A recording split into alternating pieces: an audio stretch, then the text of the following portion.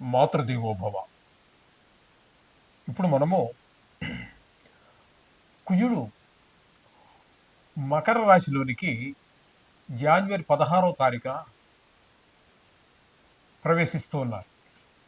ఈ మకర రాశిలో కుజుని యొక్క సంచారము 16వ తారీఖు జనవరి నెల 2026 తేదీ నుండి 23వ తేదీ ఫిబ్రవరి నెల 2026 వరకు కుజుని యొక్క సంచారం ఇక్కడ మకరంలో సంచారం జరుగుతుంది. దీని వలన ఏ విధమైనటువంటి ఫలితాలు రాబోతున్నాయి ద్వాదశ రాశుల వారికి అనేటటువంటి విషయాలు మనం ఇప్పుడు చర్చించబోతున్నాము. శాస్త్రీయమైన పద్ధతిలో మాత్రమే ఉంటాయి. ఇందులో కల్పితాలు, నా యొక్క భావనలు ఇందులో చొప్పించడం జరగదు. శాస్త్రం ఎంతవరకు చెప్పిందో అంతవరకు చెప్పుకుందాం మనం ఇప్పుడు. అయితే మొదటగా కుజుని యొక్క స్వభావం ఏ విధంగా ఉంటుంది అనేటటువంటిది తెలుసుకుందాం. ఆయన దేవసేనాని. దేవసేనాని అన్నప్పుడు సేనాని అనే ఆయన కొంచెం సీరియస్గానే అందరి మీద ఉంటూ ఉంటాడు. కొంచెం ఆగ్రహంగా, కోపంగా ఉంటూ ఉండాలి. అందరి మీద భుజం మీద చేసి ఫ్రెండ్లీగా ఉన్నట్టయితే నాయకుడు అనేటటువంటి వాడికి అతని కింద ఉన్నటువంటి వాళ్ళు సబార్డినేట్స్ వాళ్ళు ఎవరు కూడా భయపడరు. వాళ్ళు సీరియస్గానే ఉండాలి, ఎప్పుడు కోపంగానే ఉండాలి, తగినంతే మాట్లాడాలి. అంటే అనవసరమైన కోపం అని కాదు, కోపంగా ఉండాలి అంటే మొహం చూస్తూనే ఒక భయము, భక్తి రెండూ ఏర్పడే విధంగా ఉండాలి. ఆ విధమైన లక్షణాలన్నీ కూడా మనకి ఇక్కడ కుజుల్లో కనిపిస్తూ ఉంటాయి. దేవసేనాని కాబట్టి, దుష్ట శిక్షణ చేయాలి కాబట్టి ఆయన కొంచెం కోపం ఉండాలి, అంతే. అది ఆ విధమైనటువంటి పరిస్థితి అంతా కూడా కుజుడితో ఉంటుంది. ఇంకా ఆయన అన్నదమ్ముల విషయాల గురించి కూడా చాలా శ్రద్ధ తీసుకుంటూ ఉంటారు. అంటే ఆయన అన్నదమ్ములని కాదు, ఆయన మన జాతకంలో ఎక్కడున్నారో దాన్ని బట్టి, మన జాతకంలో ఉన్న దాన్ని బట్టి ఆ మనిషికి అన్నదమ్ములతోటి సౌఖ్యంగా, అదే అన్నదమ్ములతో సఖ్యంగా ఉండడం జరుగుతుందా, విరోధంగా ఉండడం జరుగుతుందా అనేది తెలుసుకోవచ్చు. అలాగే భూమికి సంబంధించి, భూమిపుత్రుడు కాబట్టి ఆయన భూమిపుత్రుడు అంటారు కాబట్టి ఆయన అతనికి భూమి అనేటటువంటి ఐశ్వర్యాల్లో అది కూడా ఒకటి.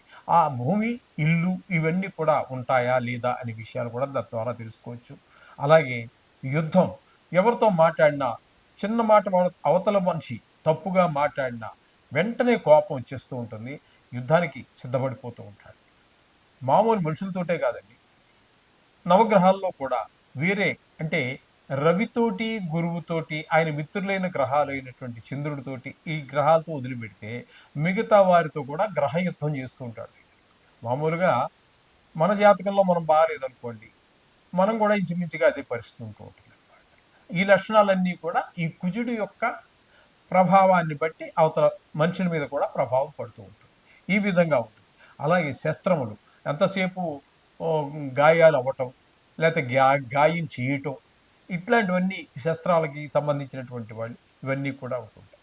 సహజంగానే వీళ్ళకు ఉన్నటువంటి లక్షణాలను బట్టి మనం చూసుకున్నట్టయితే వీరు ఎక్కువగా మిలిటరీలో ఆఫీసర్స్గా, లేకపోతే సైన్యంగా, అట్లు దాన్ని బట్టి వాళ్ళ యొక్క చదువును బట్టి మొత్తం మీద వీళ్ళు రాణించేటటువంటిది ఎక్కువగా మిలిటరీకి సంబంధించి దేశాన్ని కాపాడటం, ఇట్లాంటి వాటిలోనే వారి యొక్క ప్రతిభ బయటపడుతూ ఉంటుంది. వారు ఎక్కువగా మిలిటరీలో కనుక తీసుకున్నట్టయితే, మనం ప్రయత్నం చేసి అక్కడ వాళ్ళ యొక్క డేట్ ఆఫ్ బర్త్లు అవి తీసుకున్నట్టయితే మనం పరిశీలిస్తే వాళ్ళే 100కి 90 మంది పైన ఈ కుజుని యొక్క ప్రభావంతో ఉన్న వాళ్ళే ఉంటారు అక్కడ మీకు.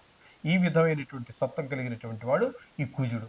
ఈ కుజుడు మన జాతకంలో చాలా విషయాల్లో, ప్రతి విషయం, సంతానం కలగటం విషయంలోనూ, పెళ్ళిళ్ళు అవ్వటం విషయంలోనూ, ఇట్లాంటి మన నిత్య జీవితం మీద, మానవుల యొక్క జీవిత విధానం మీద చాలా వాటిలో, ఉద్యోగం కూడా ఆయన కనుక దశమ స్థానంలో ఉన్నాడు అనుకోండి, చాలా మంచి ఉద్యోగం, చాలా పలుకుబడి కలిగి ఉండటము, భూములు, మంచి విపరీతమైనటువంటి ఆస్తులు కలిగి ఉండటం, ఇట్లాంటివన్నీ కూడా ఆయన మంచి మంచి ప్రదేశాల్లో ఉండడాన్ని బట్టి అనేక రకాలైనటువంటి ఫలితాలు ఇస్తూ వస్తూ ఉంటారు. ఇది కుజుడి గురించి మనం సంక్షిప్తంగా చెప్పుకునేటటువంటిది. ఇప్పుడు మనం చెప్పుకుంటున్నది ఏంటంటే, ఇక్కడ ఆయన స్వభావం కరెక్టే, కానీ ఇక్కడ మనం చెప్పుకోబోయేది గోచార ఫలితాలు. ఆ గోచారంలో ఏ స్థానంలో ఉంటే ఏ ఫలితం అనేటటువంటిది ఇప్పుడు మనం తెలుసుకోబోతున్నాం. ఈ తులారాశి వారికి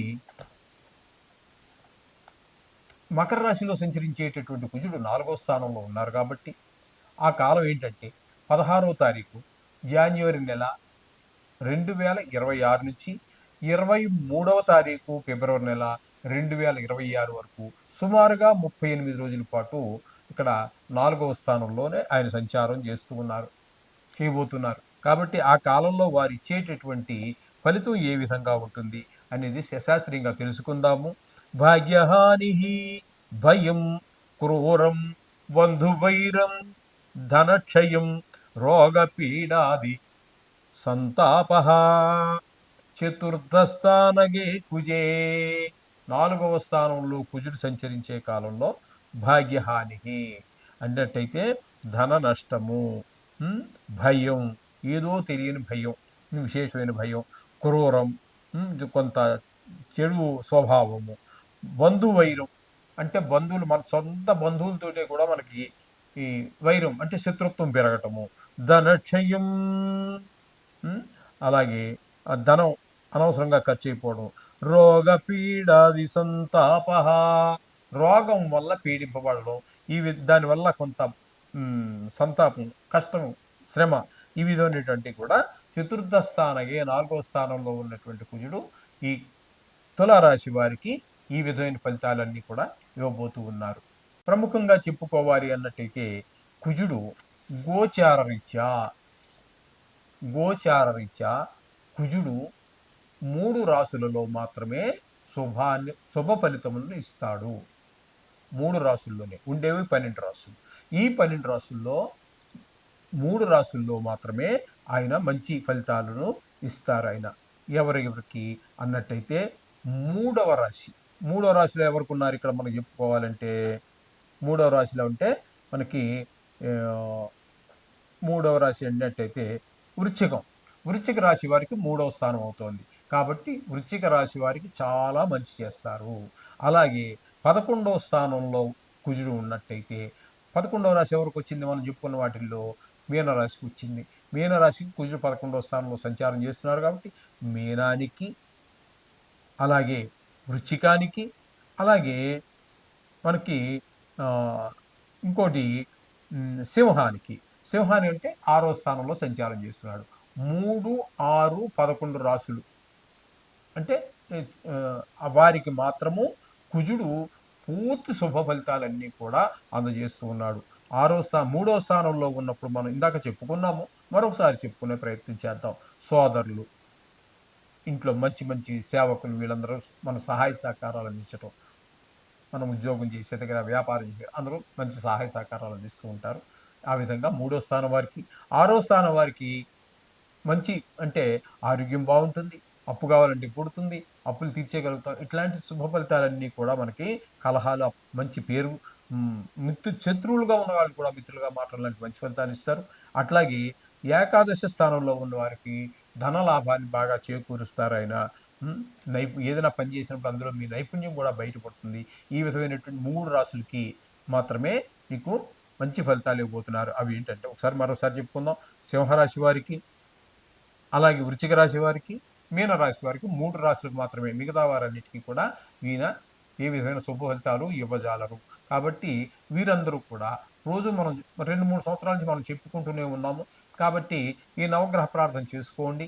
ఇందులో గాయాలు అని కానీ దెబ్బలు తాకే అవకాశం ఎక్కువగా ఉన్నట్టయితే కూడా, ఎక్కడైతే మనం చెప్పుకున్నాం కదండి ఇప్పుడు, వాటి ఎవరు విన్నారు కదా మీరు, వారందరూ మాత్రం కవచాన్ని, కుజ కవచం అని వస్తుంది, మీరు గూగుల్లో వెతుక్కోవచ్చు. లేదా పుస్తకాల షాపుల్లో కూడా నవగ్రహాలకు సంబంధించినటువంటి పుస్తకాలు అమ్ముతారు కదా, వాటిలో కవచం అని అడగండి, వారు ఇస్తారు షాప్ వారు. అవి కవచం చదువుకోవడం ద్వారా, కవచం అంటే శరీరాన్ని మనకి గాయాల నుంచి, రోగాల నుంచి, కేవలం గాయాలే కాదండి, రోగాల నుంచి కూడా కాపాడుతూ ఉంటుంది. ఈ విధమైనటువంటి అన్నింటినీ రక్షించాలంటే కవచం చాలా బాగా ఉపయోగపడుతుంది మన అందరికీ కూడా. కుజుడు అనుగ్రహం లేనటువంటి వారికి, అనుగ్రహం ఉన్న వారికి కవచం అవసరం లేదు. వారికి అవసరం వచ్చినప్పుడు అప్పుడు చదువుకోవచ్చు. చూడండి, ఈ విధంగా మీరు ఆచరించినట్టయితే మీరు చక్కగా ఈ కుజుడి యొక్క అనుగ్రహం పొందడానికి వీలవుతుంది. తద్వారా ఆయన యొక్క చెడు ప్రభావం వల్ల కలిగేటటువంటి ఈ ఏవైతే మన దుష్ఫలితాలు ఉన్నాయో వాటి నుంచి మనం తప్పకుండా బయటపడే అవకాశం. శుభం భూయాత్.